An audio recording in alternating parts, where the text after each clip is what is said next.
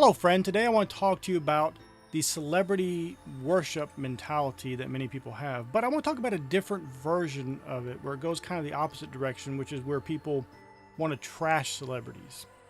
Now, I personally have no concern about celebrities. I'm not interested in their lives. I don't care what they're doing or who they're dating or any of that kind of nonsense. I could care less about them. And many of them I don't even know what they do or who they are at all.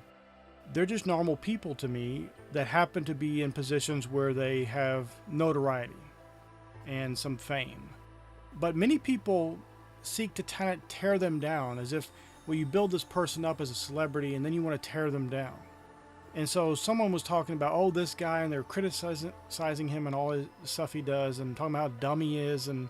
But here's the thing. If someone that has reached that kind of success and status in life is dumb, then how are you to consider yourself? Because you must be the dumbest person on the planet. Because this guy's out doing things and having accomplishments and having achievements, and the only thing you can do is criticize him. And this is one of the fatal flaws with criticizing people and judging them needlessly. Because Jesus did say to judge righteous judgment, but that's not righteous judgment. Righteous judgment is where you're trying to help someone and restore them in the way. You have to restore such a one in a spirit of meekness, but you can't do that if you don't judge the fact that they even need restoration in the first place. That's where righteous judgment comes in. Righteous judgment is not this criticism of people for no reason, or even for reason, even for a cause. That's not righteous judgment. That's judgment that should be cast aside. Jude talks about those that speak evil of those things which they know not. That's kind of the mentality here. You don't know what that person's going through. You don't know what they've done. And I've heard so many people talk about, well, it must be easy for them. And they talk about somebody rich or famous or whatever, not realizing how much hard work went into getting to where they are, and intelligent decisions and taking risk where other people wouldn't have taken the risk to get to where those people are.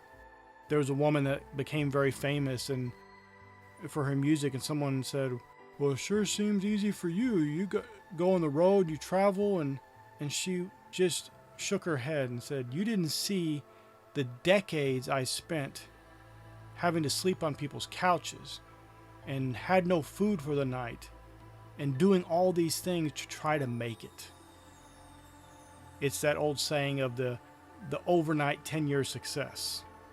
If you're finding in your heart that you're trying to lash out at these people, and granted, these people have a lot of flaws, and of course, they're all presented for you, so maybe if you were on the same pedestal, you would have a lot of flaws exposed as well. But if you have that desire to criticize these people, first thing, you shouldn't be wrapped up in the culture at all. You shouldn't be caring about them in that sense, where you're worried about what they're doing and not doing and what they say and all that stuff. Just let them live their lives. But if you have that concern, find out why in your heart. Why is that a concern for you? Why do you want to criticize these people? What is it about you that is so lacking and flawed and limited that you seek to vent your frustration against them because they're doing things? And then how can you fix that? Because don't just stop there. Just because you realize it, that's part of the problem fixed. But now you need to make the choices and decisions to put yourself in a position where you don't have to worry about what other people are doing. You do your own thing and you become a great success. Because most of the time people are criticizing these individuals and angry at them for doing whatever they're doing, it's because they're jealous. It's spoken from a spirit of jealousy and envy and oftentimes greed, because they feel like, well, why should they have this and I don't have it? Well, you should ask yourself that question, but then turn it around. Why should you have that when they have that thing? What are you doing to deserve that? This is a big problem people have. They think, first thing, they have a limited mindset where they believe the world is limited and there's a limitation. There's not an abundance out there.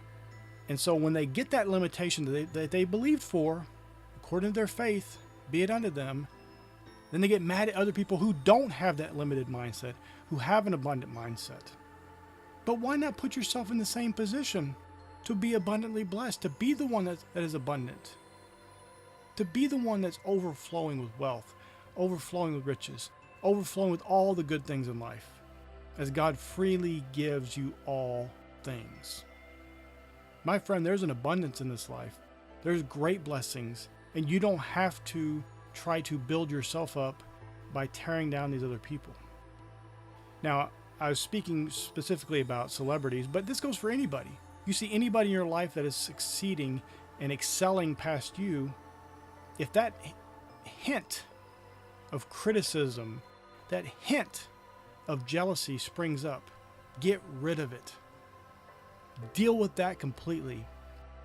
And if you're so jealous of what these people are doing, why don't you put yourself in the position to reap the same rewards? Find out what they're doing. Instead of being jealous, talk to them, find out what they're doing right, and then you start doing that as well. Don't just sit back and criticize people. Go out and do something. Become the greatest person you could possibly be, giving all glory to God. My friend, I pray this is a blessing for you. May God bless you richly.